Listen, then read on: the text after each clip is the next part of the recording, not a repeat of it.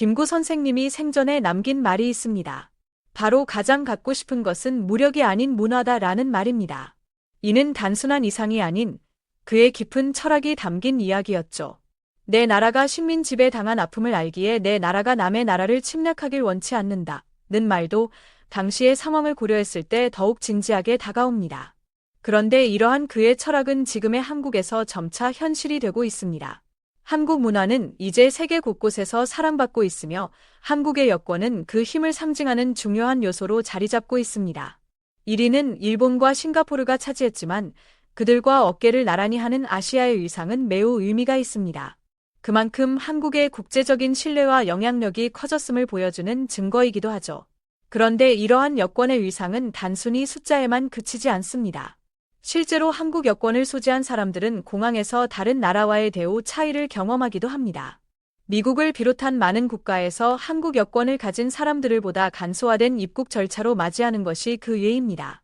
이처럼 문화와 여권은 나라의 위상과 신뢰를 나타내는 중요한 지표가 됩니다. 그런데 한 외국인이 겪은 경험을 통해 우리는 여권의 힘이 얼마나 큰지, 그리고 그것이 어떻게 사람들의 태도에 영향을 미치는지를 실감할 수 있습니다. 한 외국인이 경험한 이야기를 들어보세요. 저는 최근 한국인이 되어 태어나 가장 행복한 하루하루를 보내고 있습니다. 특히 얼마 전 공항에서 제 선택이 매우 좋았다는 것을 다시 한번 느낄 수 있었는데요. 슬프게도 제가 태어난 나라는 다른 나라들에게 신뢰를 얻지 못했습니다. 왜냐하면 내 나라 사람들이 많은 나라, 특히 미국에서 여러 테러를 감행했고 범죄를 저질렀기 때문에 국제적으로 위험한 나라, 신뢰할 수 없는 나라로 낙인 찍혀 있었기 때문입니다. 그러다 보니 다른 나라에 입국할 때 다른 나라 친구들보다 더 오랜 시간이 걸려야 했습니다. 그럴 때마다 너무 부끄럽기도 하고 미안하기도 하면서 내 나라에 대한 화가 늘어났죠.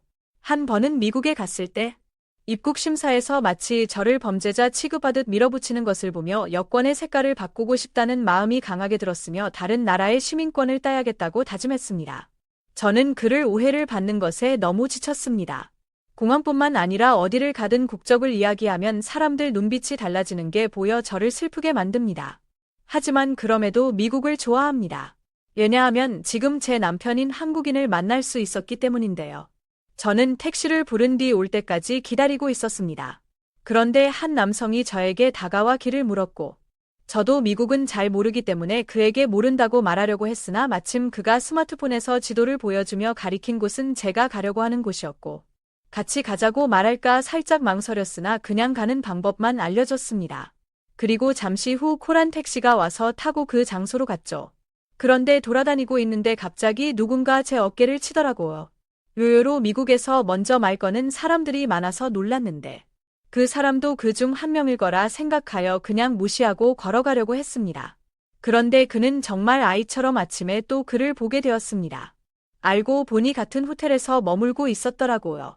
손을 흔들며 아는 척을 하더군요.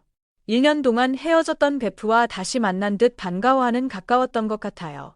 그날은 샌 안토니오에 방문할 예정이었는데 설마 그도 나와 같은 계획을 짜지는 않았겠지 싶어 어디 갈 거냐 물어봤더니 계획이 없다고 하더라고요.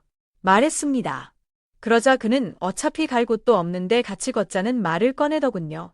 그래서 그냥 솔직하게 그에게 이야기했습니다.